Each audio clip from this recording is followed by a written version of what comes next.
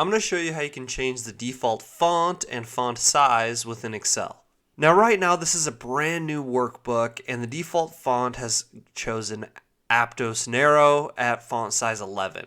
So if you go up to the File ribbon and go down to Options here, this little menu bar will pop up. Make sure you're selected on General. Then find When Creating a New Workbook, and here use this as the default font. This is where you can change your default font, and you can change that to whatever you'd like here. Now you can do the same thing with the font size here. You can change that to be whatever font size you typically would like the default to be.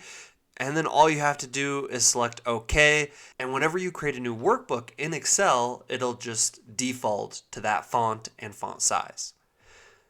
And that's all there is to it. Thank you so much for watching. Please don't forget to subscribe, smash the like button. Thank you, and just have such a great rest of your day.